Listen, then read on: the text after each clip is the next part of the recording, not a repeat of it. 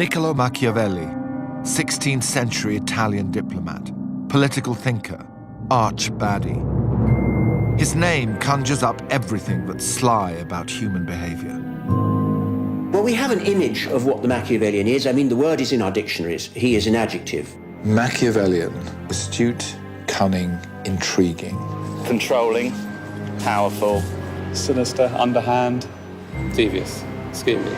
Cunning, subtle. Nefarious, manipulative, and to a degree, cruel. Peter Mandelson regularly gets described as Machiavellian. I was regularly described as Machiavellian. And it's all because of this, The Prince. Written 500 years ago, it's about power, how to get it and how to keep it. It can be said of men that they're ungrateful, fickle, liars, and deceivers. They shun danger and are greedy for profit. Therefore, it is necessary for a ruler who wishes to maintain his position to learn how to be able not to be good. Machiavelli wrote The Prince in 1513. It was shocking then, and it's shocking now. It's almost as if his name itself, Macchi, evil, it just lends itself to a form of demonization. Chapter 17, of cruelty and mercy, and whether it is better to be loved than feared, or the contrary.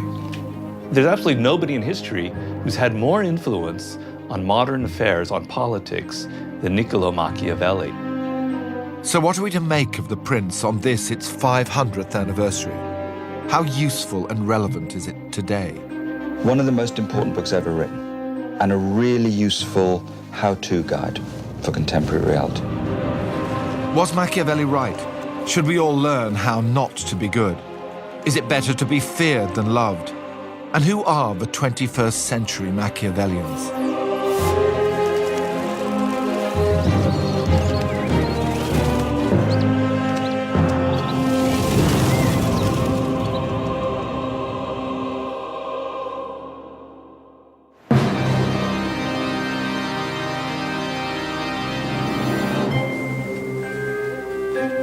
Actually, we're not in Florence. We're 10 miles south of Florence in San Casciano. This was Machiavelli's country house in the 1500s, and I'm here for a guided tour. Questo è lo studio dove Machiavelli ha scritto Il Principe. Where he wrote The Prince? Sì, yeah. Exactly. And what is this? And that is his coat of arms, his family's coat of arms, the cross and the nails. The cross and the nails? Mm-hmm. Machiavelli. It is dated back to his name, Mali Clavelli, so related with the cross and the nails of Christ. Not a bad coat of arms for a man who, for centuries, was known as the Antichrist. But the cross and nails might just as well stand for the violent times Machiavelli lived through. Florence was a city-state, occupying and controlling only a very small portion of a very chaotic Italy, surrounded by other city-states that were allies on Tuesday, enemies on Wednesday, and then allies again on Thursday. The situation was constantly changing. It was very treacherous. You didn't know who your friends were, and you couldn't trust anyone. So they had to be clever. Before he wrote The Prince, Machiavelli worked here at the Palazzo Vecchio in Florence. The old regime, run by the Medici, had just been deposed. A new regime was in charge, and Machiavelli served them as a high-flying diplomat. Machiavelli found himself at the center of all the diplomatic and political negotiations within that period. And it was his ability as a political analyst that enabled him to advance. But just when things were going so well for Machiavelli, the Medici returned to power, and events took a dramatic turn. Events that would ultimately lead to the writing of The Prince. He was falsely accused in February of 1513 of taking part in an anti-Medicean conspiracy. And he's horribly tortured. And then he's thrown into prison. There aren't many documents relating to Machiavelli at this time, but this year, British historian Stephen Milner discovered one of the most important of all. He was researching Florentine town criers when he stumbled across Machiavelli's arrest warrant. Florence was an incredible place for collecting documents, and partly because they didn't trust each other. So, where are we? There we go. Oh, there we go. So this is it. This you is just the happened to... I ordered this particular volume, and this was the one that contained the original proclamation that was carried through the city by the town crier, and that they actually would have read and held whilst on horseback through the various places where these proclamations were made. You see there's a little hole in the middle where they put them on a spike for record keeping. And here we see Niccolò di Messer Bernardo Machiavelli. So what is the arrest for? The proclamation is asking, it's a notice asking for the whereabouts of Machiavelli and for people to come forward with information. It actually says, within the hour, intra una ora da ora, which gives you some idea of the urgency that lay behind his arrest. And it says, if they are not informed, they will not be excused. So there are no excuses for not notifying. Tough stuff. So it is a kind of most wanted proclamation, if you like. I think working in the archives in Florence, it's kind of a drug in a sense, of archive fever. You never know when you turn a page what you're going to bump into. And there's a lovely proverb from the Renaissance period that says, carte si face perché uomo è fallace. Get it in writing, you can't trust anybody. And it's almost a kind of mantra for Machiavelli's own writing, I think.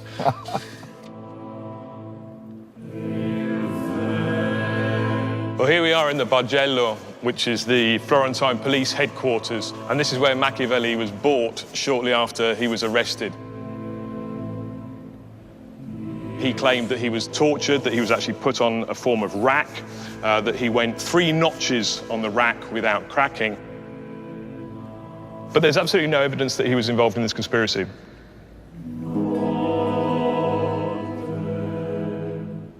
But he has a stroke of good fortune as well, which is the next month, the Pope, Julius, dies, and the Medici acquire the papacy, Leo X. And he declares great rejoicings in the city and an amnesty, and so Machiavelli is freed. But he was, in effect, banned from the city. He was sent out to his farmhouse and kept under house arrest. Rather like being on probation. He had to remain within a certain distance of the city, and that's where, in his study, he began to write what we now know as The Prince. And here he is. Those who wish to win the favor of a prince will generally approach him with gifts they believe will most delight him. Hence we see princes being offered horses, arms, vestments of gold, and similar accoutrements. I've found among my possessions nothing I value higher than my knowledge of the deeds of great men. This is how Machiavelli begins The Prince in 1513, with a dedication to Lorenzo the Magnificent, the young Medici ruler. It was a blatant attempt to suck up to the new regime. You need me, he's saying, because I know the secrets of power. The book is, in essence, a job application.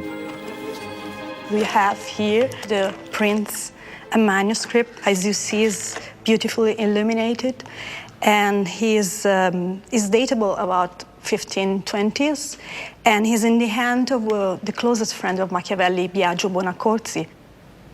Is one of the most eldest copy, absolutely, ever. And as you see here, Niccolò Machiavelli addresses his book to Lorenzo the Magnificent, and here you have no title. So the book is without title. The Prince is the title. The editors gave the book when the book was actually published 5 years after the death of Machiavelli. This is another fascinating detail of this book. So The Prince wasn't actually called The Prince. And there are more surprises, too. Well, the first thing you notice if you pick up The Prince is that it's an extremely short book. It runs to only 90 pages. It's a book really about 2 things. One is how to gain power, and that's what the first half of the book is about. But the rest of the book, and the real interest for Machiavelli of why he wrote it, is how do you hold on to power once you've got it? I find it more fitting to seek the truth of the matter rather than imaginary conceptions, because how one lives and how one ought to live are so far apart that a ruler who persists in doing what ought to be done will undermine his power. He says, I'm trying to write something useful, utile. And so, what I say in this book departs massively, the Italian says massima, it departs massively from what anyone has ever written on this subject. So he knows that it's a revolutionary book. The intent of the book was to be a guide, a kind of handbook for politically ambitious leaders. You can play the game for good or you can play it for ill. For Machiavelli, it's more important to play the game well than to be morally good. Chapter 18 of the need for princes to keep their word. Everybody knows how commendable it is for a ruler to keep his word and live by integrity rather than by cunning. And yet, experience shows us that rulers with little regard for their word have achieved great things, being expert at beguiling men's minds. The first generation who opened this book, if they came to chapter 18 and read it, they would have been astounded by this. In Roman law, there is a maxim which says, good faith must always be kept. You must always keep your promises. Fides sit servanda. And that chapter was, I think, the one that gave it its most sinister reputation. A prince must be a fox to spot the snares, and a lion to overwhelm the wolves. Those who rely merely upon the lion's strength do not understand this. Therefore, a prudent ruler cannot keep his word, nor should he, when it would be to his disadvantage to do so. If all men were good, this rule would not stand. But as men are wicked and not prepared to keep their word to you, you have no need to keep your word to them. He knew very well the nature of human beings and how they behave or not behave. So he is a man who is used to be in the world. Those best able to imitate the fox have succeeded best. But foxiness should be well concealed. One must be a great feigner and dissembler. A deceiver will always find someone willing to be deceived. What's interesting about the book, it's a bit like it says, we've inherited an idea about human nature from Christianity and classical humanism. And this idea of human nature is encouraging us to be good. And what Machiavelli is saying is, what about if we thought differently about this? What about if we thought that vices and virtues were things you could use to survive? If a ruler who wants always to act honorably is surrounded by many unscrupulous men, his downfall is inevitable. Therefore, it is necessary for a ruler who wishes to maintain his position to learn how to be able not to be good. To any Christian reader of Machiavelli at the time, they're going to say, but you're forgetting the day of judgment. On the day of judgment, all your sins will be revealed, and you will very much wish that you hadn't behaved like that. Now, Machiavelli pays no attention to that. That's a huge silence in the book. It's just not there as a consideration. The book is predicated on the assumption that the idea that your sins will find you out is a childish superstition. They will not find you out. Machiavelli is saying something very simply, which is, these are wonderful pictures, but they've got nothing to do with reality. It's not as though if you're good, you'll be rewarded. It's not a deal. Actually, it doesn't matter whether you're good or bad in terms of it doesn't predict anything. So what Machiavelli is saying in contemporary language is, we need to get real.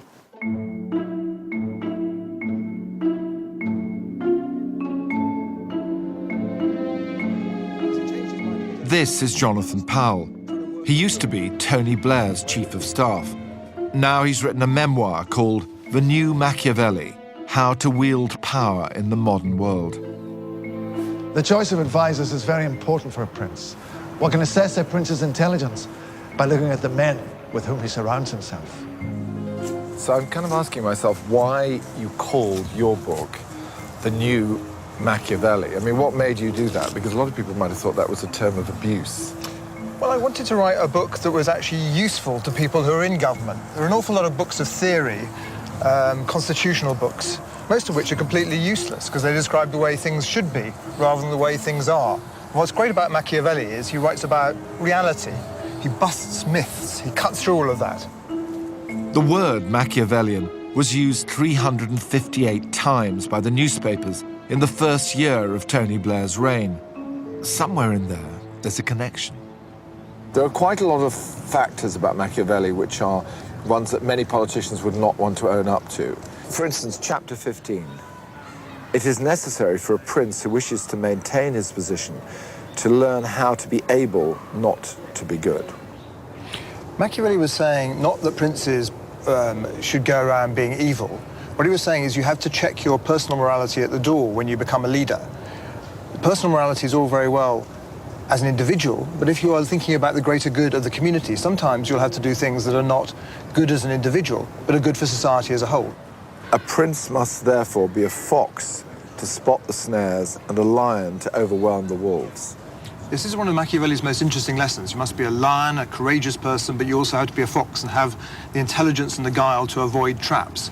There was an example for Tony Blair when he was running in the 2005 election. Tony Blair decided he had to make a speech on immigration. Tony Blair said controls on immigration had already had a positive effect. And when he finished, I said to him, I noticed the teleprompter had gone wrong, because large parts of the speech you were looking down at your notes as opposed to looking at the camera. What happened? He said, there's nothing wrong with the teleprompter, just certain bits of the speech I didn't want shown on television. So I made sure I was looking at my notes so those bits wouldn't be used by the television news. That was the fox bit. Did Tony Blair ever talk about the prince? Did he ever read it, you think? I've no idea if he read it. He certainly never talked about it. I think he might be slightly horrified to be thought of as a Machiavellian leader, but I mean it as a compliment.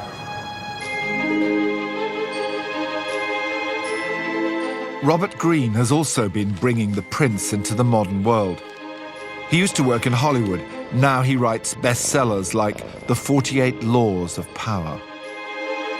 The traditional way of looking at politics is veiled with all of these concepts of what's good for the public, of a politician's intentions, of being altruistic and generous. And what Machiavelli did is take all of that away. Look at power as it is. Watch the moves of the various people on the chessboard. So it's pure strategy, and it was absolutely brilliant. He's the first person to ever come up with that concept. There are different types of political leaders. There are the types who come into office with high ideals. They want to change things. They want to reform. They believe that they're doing something for the good of the public. And then they realize very quickly that politics is warfare. And they have to adapt to this environment. And leaders like that, perhaps Obama would fit into that category, can do very well if they're adaptable. Then you have other types like a Bill Clinton, perhaps a Tony Blair, or if you're Angela Merkel. These are more political animals by nature. They're very Machiavellian. It's in their DNA. They don't need to read The Prince. They understand how the laws of power operate. So if you're in a position of power, you have to play a game. The dynamic doesn't matter whether it's a dictatorship or a democracy. What The Prince is, in a sense, is a portrayal of the attributes and qualities that you need to take the power that you have and develop that power in a way that is most useful to you and what you are trying to do. Well, that is the case today for Barack Obama, today for Angela Merkel, David Cameron and all the rest of them. That's partly what they're about. Because we can be very squeamish about this if we want, but the truth is, power is a force. Money is the McMansion in Sarasota that starts falling apart after 10 years. Power is the old stone building that stands for centuries. I cannot respect someone who doesn't see the difference. The allure of power is a big theme in drama at the moment. In the hit series House of Cards, Kevin Spacey plays the Machiavellian senator Frank Underwood. It's a remake of the earlier series starring Ian Richardson as Francis Urquhart, written by Margaret Thatcher's Chief of Staff, Michael Dobbs. There's a dramatic thread that runs all the way from Machiavelli through Richard III, through Francis Urquhart and Frank Underwood, just talking to you, letting you in on the secrets of power. I think you could achieve anything you wanted. You might think that, Matthew. I'm afraid I couldn't possibly comment. And you think that this is wonderful. You're being trusted. You're being made a co-conspirator. I'm terribly sorry. Thank you, Francis. You're a good man.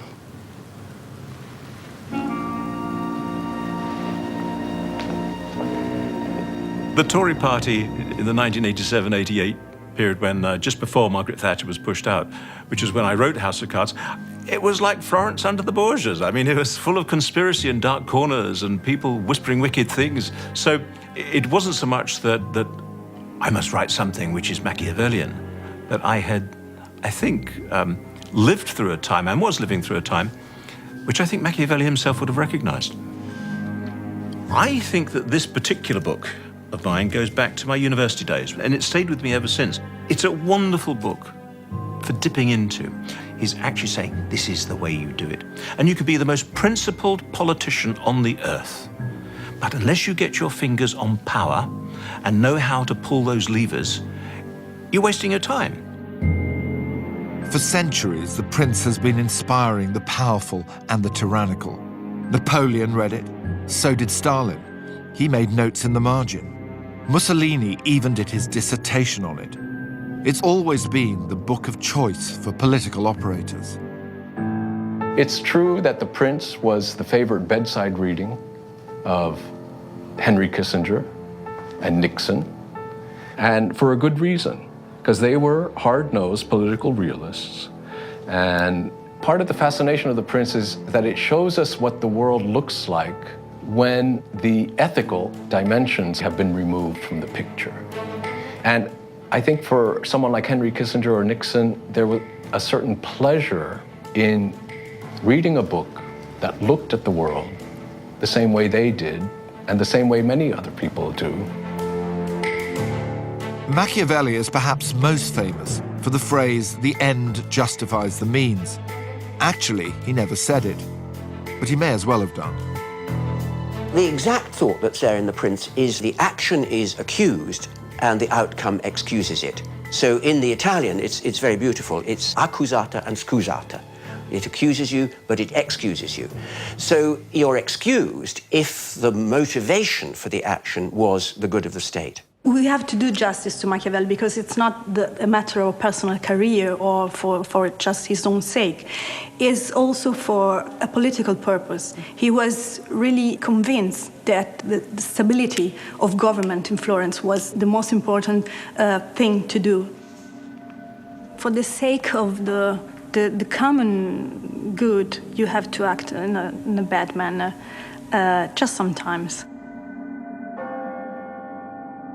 But if you have to do something which is really terrible, then you have to recognize that it's really terrible. But you still have to do it. I want them dead, mother and child both. And that fool Viserys as well. Is that plain enough for you? I want them both dead. You'll dishonor yourself forever if you do this. Honor? I've got 7 kingdoms to rule! It's tough to be a ruler, whether in Machiavelli's time or today. George R.R. Martin understands the burden of command. This is your chair. This is your throne. My throne, well done. He's the best-selling author behind the TV series Game of Thrones, set in an imaginary world of warring kingdoms. Game of Thrones is a fantasy, of course. I think a lot of the fantasy that have gone before me has this unspoken assumption that if you are a good man, you will be a good king or a good prince. But if you look at the real world, if you look at real history, or if you look at contemporary times, it's not enough just to be a good guy, you know? I read The Prince back in college, which was, of course, many years ago, and obviously absorbed quite a few of its lessons. It is a terrible thing we must consider, a vile thing. Yet we who presume to rule must sometimes do vile things for the good of the realm. It's not enough just to say, I will be good and wise and do the right thing. What is the right thing? That's the question. Don't be evil. That's what Google says is the right thing. But isn't it precisely these user-friendly global corporations that are the modern-day Machiavellians? Corporatism presents a much more pleasant face to the world, but in that sense it may be even more Machiavellian because it's, you know, it's smiling at us. Is it benign? I don't know. Is it benign? But it's certainly subtle. The motto of Google is don't be evil. But don't look at the words, look at their actions. The data they're gathering on the individuals, the global presence they have.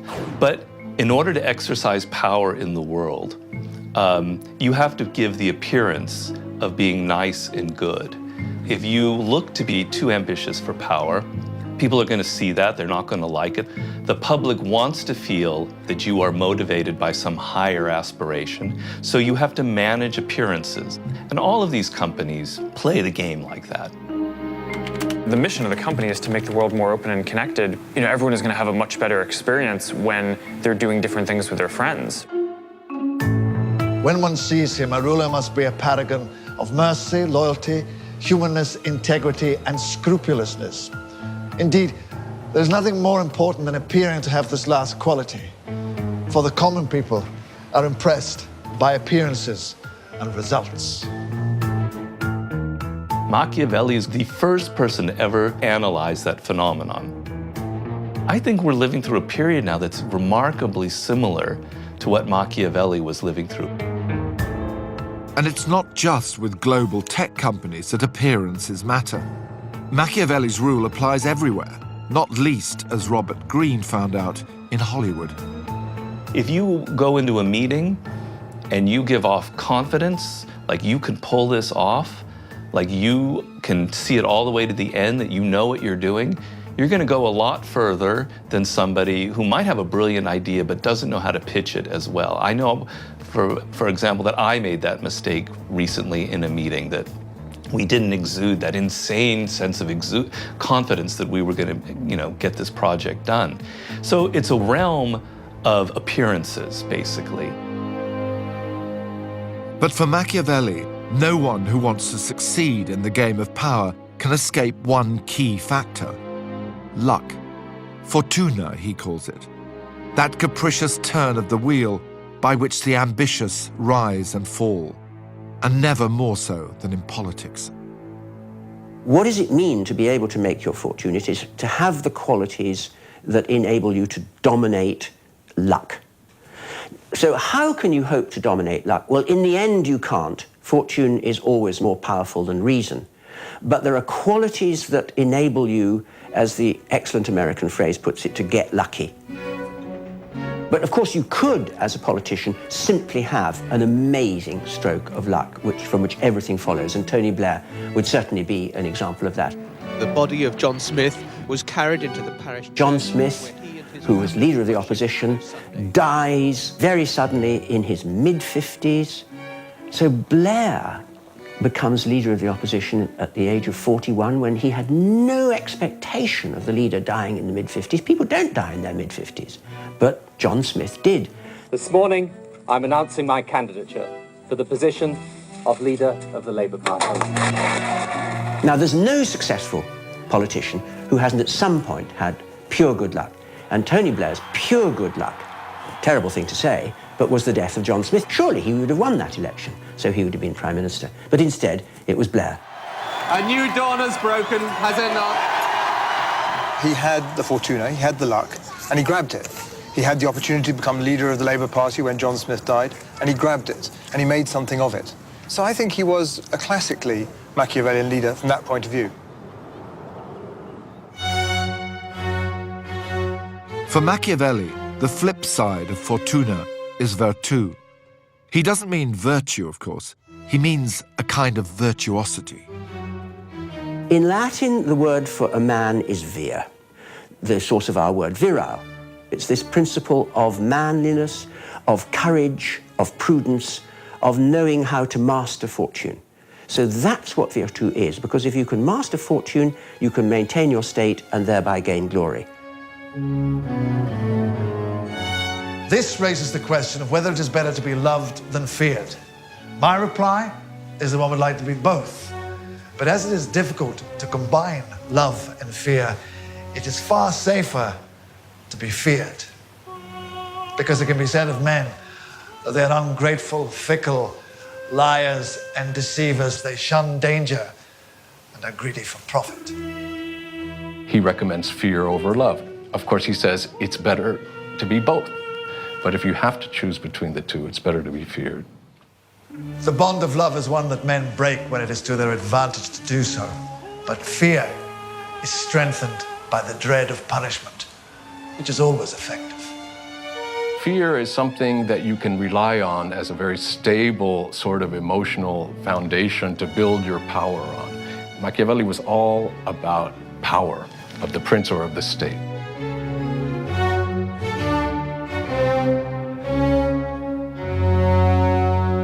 This is a remarkable moment in The Prince because it's the only moment when he really generalizes about human nature. He says most people are fickle. You can't trust them.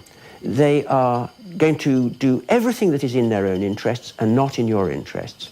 So what would be the point of trying to bind them to you by affection?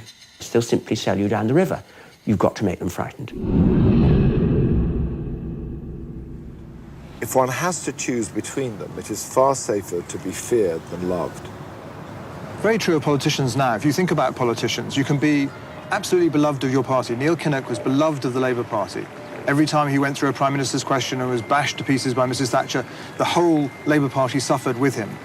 But he could never be elected because he didn't have that aspect of fear. Mrs. Thatcher was never much liked, actually, by her troops. She was feared and respected. So she was someone who was feared rather than loved. Machiavelli says the point is that being loved is a reciprocal relationship. The person can stop loving you, whereas fear is a one-way thing. They can't stop fearing you as long as you have the means to make them fear. Through it all, the fear point is really, really important. When the leader goes into a gathering, there has to be a sense that that person is the main event in that room at that time. Now, they can emanate all sorts of charm and niceness and all the rest of it, but there's, look at what happens within our political system in the run-up to a reshuffle. I can remember the very first time he did a reshuffle. I mean, he wasn't quite physically sick, but he wasn't far off it. He just absolutely hated it. And he definitely got tougher as time went on. Out went Charles Clarke after so many bad headlines, replaced... Come the last reshuffle that I was, as it were, directly involved in, once he'd done the big beasts and done them all face-to-face, he kind of had a list of people that he did by phone. And was pretty swift about it as well. Look, you probably heard I'm doing a reshuffle and I'm afraid I'm going to have to ask for your job because I need to make some changes and, well, there we are. Is it useful that they feel slightly fearful then? I think if leaders are being really, really honest about it, I think that is quite useful at times. The ruler needs to be able to intimidate people, for lack of a better word. It needs to be able, well, in extreme cases like Renaissance Italy, to execute his enemies. In modern times, it would be more to fire people. For Machiavelli, not even the most loyal servants should be spared. If you have to get rid of them to maintain power, then they must go. Better to be feared than loved. I would say that to be feared is far better than to be loved. There has to be, between an employer and employee, a tiny little bit of fear. But I certainly don't need to be loved by anybody in business. These are the Dragons, 5 of Britain's wealthiest and most enterprising business leaders. Multimillionaire businesswoman and former dragon Hilary Devey first read The Prince when she was at school. 16th century political analysis may have felt like a chore, but it certainly left its mark. Let's face it, for a 15-year-old, even for a 50-year-old, it's heavy going. It's a hard read because it's very thought-provoking, which is what it's meant to be. I think I can bring a lot to the party. I have a lot of access into major retailers. So I'll offer you the full 70,000, but I'd like 20%. If you actually watch Dragon's Den, it couldn't be more Machiavellian if it tried. And if you look at each one of the dragons, every single one of them has something Machiavellian about them. I'll offer you £70,000 for 10% of the company. I simply couldn't believe how Machiavellian they were. And it took me a little while, perhaps a month, 6 weeks, to finally understand what the strategy, what the game plan was. And once I did, of course, I joined in and I became one of them. Only Hilary Devey remains. Will she see an opportunity where her rivals have not? If I was to offer you the £50,000 for 95% of your company, what would you say? I think it is an important book, and I think his principles are the same principles as mine in a way, where I say, you know, the only difference between me and Machiavelli is that I make a commercial decision and I will take whatever amount of compassion is required out of that commercial decision. But what I will then do is put compassion back in. So I'm having to do this because X, Y, Z. Now, how can I help you? Chapter 19. How to avoid contempt and hatred. Princes must delegate difficult tasks to others and keep popular ones for themselves. The prince must never be hated. If you're hated, then you will lose your state, because there will be some good reason why the people hate you and they won't tolerate it. Now, how can you avoid being hated if terrible things have to be done? Well, one of Machiavelli's pieces of advice is to say, you must appoint a deputy and you must get him to do the dirty work. To make his point, Machiavelli tells a story about Cesare Borgia. We think of Borgia as a bloodthirsty monster. To Machiavelli, he was a hero. The story begins in Cesena, in the Romagna district of Italy. Borgia wants to take over the area, so he sends in his minister, Romero d'Orco, a man with a ruthless reputation. Borgia sends him into the Romagna to pacify it. He does so by means of unspeakable cruelty, and there is a threat of a rising. Borgia was aware that D'Orco had created hatred among the people, and in order to win them over, he decided to make it clear that if there had been any cruelty, it had been triggered by D'Orco and not him. And so what happens is, Machiavelli says in a wonderfully level piece of prose, he says that one morning, Ramiro d'Orco was found in the square of Cesena in two pieces. He had D'Orco placed in two pieces with a block of wood and a blood-stained knife by his side. This terrible spectacle left the people both satisfied and stupefied. I mean, they thought, wow, well, he can do anything.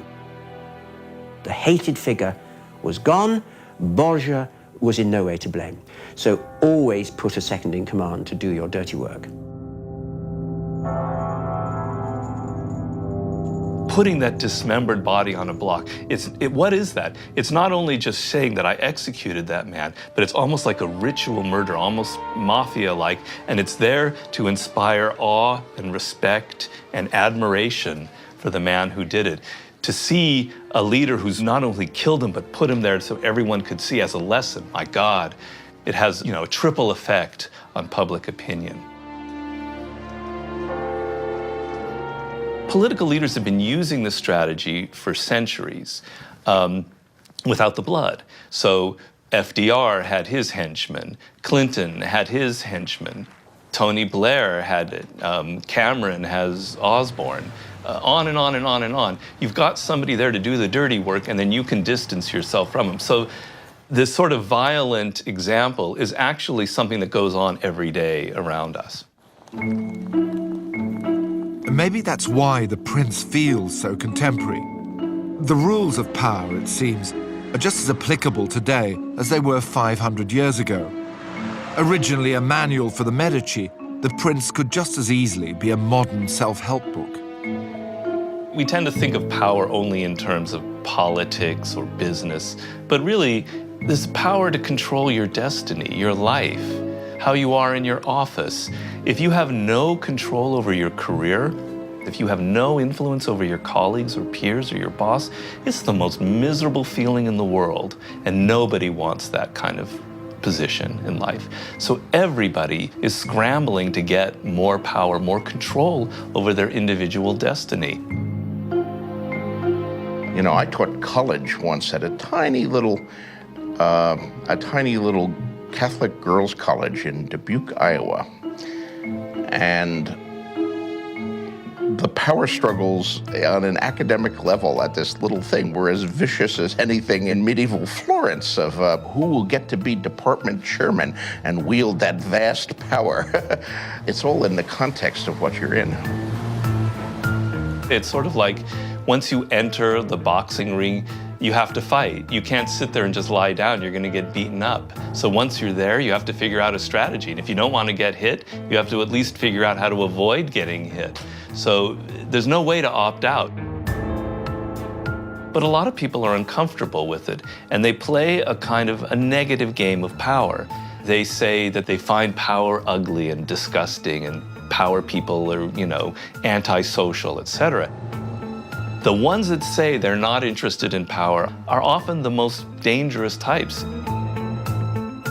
I would say that the prince is more relevant now than it almost ever has been, and that he was ahead of his time. He was 500 years ahead of his time, and that this book is absolutely the perfect template for how to survive and thrive in the world that's coming up.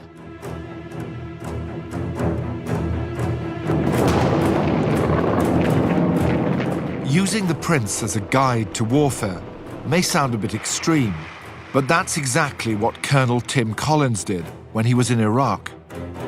Collins is famous for the rousing speech he made on the eve of battle, later recreated in a short film starring Kenneth Branagh.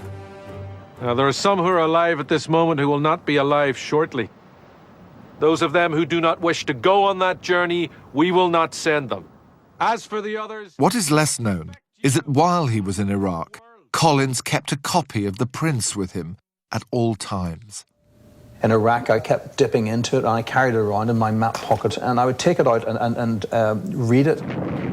I would study to find out what it was he was specifically saying about what will cause populations to hate you. Because here's the headline news. What would have got you hated 500 years ago is what's going to get you hated today. So it's worth studying it to see what it is he's saying. This is the book I had with me in Iraq. And it's pretty fragile now because it literally has been through the wars. And the sand still falls out, but if you read Machiavelli, you realize at the end of the day, what you've got to do is the right thing. So if you're in an occupied village, we could organize a football match and give out bars of soap. Or we could have a curfew and tell you the first person I catch with a weapon is a dead man. And I want all weapons handed in tomorrow. And after that, anybody caught with one is a dead man. And then get all the weapons handed in. And once all the weapons are out of the way, and they fear your very shadow, then we can have a football match. And do you think, as a manual, that this had lessons for you? Absolutely. I mean, he is spot on throughout. And I think that all he's saying ultimately is, for good or for ill, this is what works. So on that basis, I think he's the good guy. What he described was what he saw, and he did it so accurately that here we are, centuries later, still reading it and still observing it in our everyday lives. Chapter 3. It should be observed here that men should either be caressed or crushed, because they can avenge slight injuries, but not those that are very severe. What Machiavelli would say is that if you decide to do something, you go through with it to the end, and that means not to spatter your enemy, to crush your enemy, cause them to cease to exist. That way you're certain there can be no comeback on you or your people. The crush your enemy dynamic is something that Machiavelli discovered as a law of power, and it's timeless, and it exists in warfare, and it totally exists in business. The classic example was the war between Microsoft and Netscape in the 1990s, in which Netscape was one of the hottest things around, and Microsoft completely crushed Netscape. It doesn't exist anymore. Internet wars. Microsoft versus Netscape. Goliath takes on David. You find the same thing with Google. Every time there's a possible competitor, they go out and buy them out, like YouTube, etc. Google buys YouTube. You look at it with Amazon, on and on down the line. It's the dynamic in business where you need to consume the various rivals in your path. It can be said of men that they're ungrateful, fickle liars and deceivers. They shun danger and are greedy for profit. I keep coming back to these lines from The Prince Is this what people are really like? Are we all ungrateful, fickle liars and deceivers? The Machiavelli test is an attempt to answer that. It was developed by psychologists in the 1960s. 20 questions tap into our Machiavellian instincts. You end up with a score that tells you whether you're a high Mac or a low Mac. Now, this is something I can't resist. Alan, in this test there are 20 statements. I want you to indicate the extent to which you agree or disagree with each statement. I want you to answer each question as truthfully as you can. Answer 1 if you strongly disagree with a statement, 2 if you disagree, 3 if you are neutral, 4 if you agree, and 5 if you strongly agree. Okay? Number 1, never tell anyone the real reason you did something unless it is useful to do so. 2, the best way to handle people is to tell them what they want to hear. 3, it is hard to get ahead without cutting corners. 4, it is wise to flatter important people. 4. Since its conception, there have been around 1,400 studies that have used the Machiavelli test. So what do the results tell us? One of the most consistent findings to come out of those studies is that men are more Machiavellian than women. Right? Not by a great deal, but they come out consistently more Machiavellian than women. Machiavellianism tends to peak in adolescence. And another interesting finding to come from the studies is that it doesn't matter what your political orientation is. That is, right-wingers and left-wingers don't differ on Machiavellianism, whereas you might tend to think that perhaps right-wingers are a little bit more Machiavellian. They're not. So how did I do? Well, Alan, I suppose it's good news. You came out with a mean score of 2.95 on these questions, which means that you're neutral or just tending to disagree with the Machiavellian questions. It makes you somewhat less Machiavellian than the average person. But if I were truly Machiavellian, I would probably be lying, wouldn't I? You probably would in this setting because you're filming a documentary and your responses are going out to the nation. But if you were in an anonymous research setting... I'm still not sure what to make of Machiavelli. Is The Prince a manual for tyrants, devoid of all morality? Or is it a realistic guide to life? Is Machiavelli a goodie or a baddie? And it seems to me that he holds a place as a kind of cultural icon. He's a baddie, whereas actually the book is about the exposure of the nature of badness and goodness. It says we need to think of morality as a toolkit. Vices and virtues are artifacts we've invented to survive. Is it a sort of a realistic view of human nature, and not just of human nature, but the journey that we all have to make? Well, yes, it could be, but it could be a realistic view of human nature after you've lost belief in love and kindness. But you could put it the other way around and think that what's being said is, if virtue isn't necessarily rewarded, why be virtuous? Which is a good question. And the answer would be something like, well, virtue is good in and of itself. It's better to be kind than to be cruel. Not because you'll do better in life, but because it's better to be kind than to be cruel. I'm keen on the thought that Machiavelli is a moralist. He's just not a kind of moralist whom I admire. He is someone who thinks that the quality of your actions is to be judged in terms of their consequences. And that allows him this great leeway for saying, well, you know, it's necessary for the goal, which is a good one, for you to do evil. And don't worry about the fact that you have done something which is unjust if you are certain that if you didn't do it, it would have affected the security and the well-being of the state, because your job is to maintain that. And the point is, you've got to maintain that whatever happens. That's the horrible thing about Machiavelli. I mean, let's be clear, this is, I think, a horrible book. I mean, it's a horrible book because it says, you know, don't worry about the virtues, just worry about consequences. Your job is to keep people secure, do whatever is necessary. Well, if you think about the implications of that, they're pretty appalling. I also think there's a despair in this, because the fundamental despair in it is the assumption that people don't want to collaborate with each other, that people don't want to look after each other. So it's a bit like, you could imagine it also as a book written in the aftermath of a trauma. And in a way, of course, he was imprisoned, so there was a trauma. You could think Machiavelli is very disillusioned about a lot of things. So it's a bit like he's saying, Once you lose heart, once you lose belief in human goodness and collaboration and kindness and love, this is what the world's going to look like. And more of us are going to have experiences in which we feel disillusioned. So we need to wise up to this. This is Tupac Shakur. He'd been a huge fan of Machiavelli before he was gunned down in 1996. When he was in prison, he studied The Prince, and when he got out, he changed his name to Machiavelli and made videos like this. More recently, the rapper 50 Cent wrote a book with Robert Greene called The 50th Law, a Machiavellian Bible for success based on the single principle, fear nothing. There is not a single more Machiavellian environment than the music industry on this planet. It makes Hollywood look like kindergarten. It is ruthless. It's the Game of Thrones times 5. And so someone like 50, he said it helped him. It helped him negotiate this shark-infested environment. Power is a neutral term. It can be used for bad, and it can be used for good. It's like a tool. Machiavelli. Who would Machiavelli approve of? Well, a lot of what Machiavelli is about being strategic, about trying to think in a longer-term frame.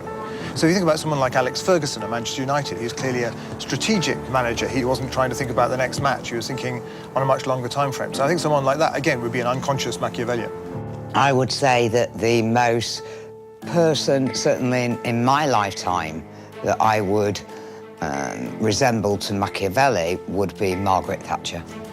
She certainly wasn't loved by a cabinet, but she was certainly feared.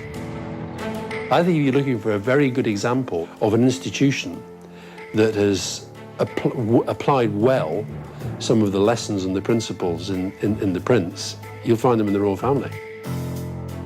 I mean, there was a period when actually the sense of the royal brand, if you like, was becoming quite negative. Well, they've seen that off big time, and I think they've seen it off in part by operating some of these timeless principles that are set out in The Prince, but in a very modern context. The Prince may anticipate a world 5 centuries into the future, but what happened to the book itself? It was published in 1532, and not surprisingly, the Pope banned it. The papal index is set up in 1559. It's simply an alphabetical list of books which you mustn't read, and they're mostly Lutheran and Calvinist books, works of deep heresy according to the Catholic Church. But some secular writers are in there, and Niccolò Machiavelli is in there under the heading, all his works are totally banned. But that didn't stop the Prince from reaching England and cementing Niccolò Machiavelli's reputation as Old Nick, the devil. England was the country that really played the biggest role in spreading this idea that this man was satanic. Shakespeare doesn't exactly help, as Machiavelli's name is evoked by the scheming Duke of Gloucester, the future Richard III. I can add colours to the chameleon, change shapes with Proteus for advantages, and set the murderous Machiavel to school. We may have inherited this idea of Machiavelli as the devil, but that's not what the Italians think. In Florence, his statue stands outside the Uffizi, alongside the Italian greats. The Prince is even a set text in schools. Machiavelli è stato un grande, ha detto grandi cose. No, ma lui era soltanto una persona che diceva le cose come stavano. If you think, for instance, that is one of the 3 Italian books translated all over the world in almost all language in the world, and the other ones are Dante's, of course, Comedy of Dante, and Pinocchio by Collodi. So The Prince, Pinocchio, and Dante, the 3 most translated books. This is something that you know. And there's another reason why Machiavelli is admired. Ultimately, he was in favor of republics rather than inherited rule. He distinguishes between an old prince and a new prince. Old princes are people who've inherited their position. But then there's the new prince who rises from the bottom. He's completely on the side of the new prince because he believes that the new prince can only rise to the top with their own energy. Now, one of the interesting things about The Prince is it's got an irony attached to it. It's saying, if you want to hold on to power, this is how to behave, but we can all read it. So it's a book about trickery which exposes the tricks. Here are some different translations of The Prince. We really received from the many visitors coming here. We have in French, from Repubblica Ceca, in Norwegian, from Oslo, in German, Korean, Russian. A doctor from Israel sent us this, Chinese. This we received from Belgrado, Polish, Japanese, Finnish, Turkish, Argentina, Norwegian, and English, of course. And this is his land, his vineyards, his olive trees, his property. Today, Machiavelli's house is owned by a wine company, and across the road, you can order a Chianti from Machiavelli's vineyard. Here's to the Prince. Okay. Now tell me, do many people come here to visit the home of Machiavelli? Yes, from all over the world. Many years ago came Tony Blair also. Really? Really. When did he come here? He came in 1998. So just a year after he came into power? Yeah. Mm-hmm. What, did you take him around the house? See, we went around and we gave him, of course, a copy of The Prince. Did you really? Yeah. And in Italian or in English? In Italian. But what happened to Machiavelli himself?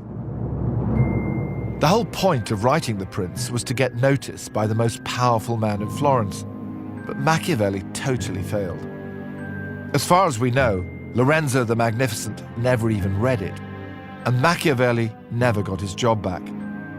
He ended up here on his estate, drinking wine and writing books and plays. In many ways, Machiavelli was a failure because he gave advice that other people could never be seen to be taking.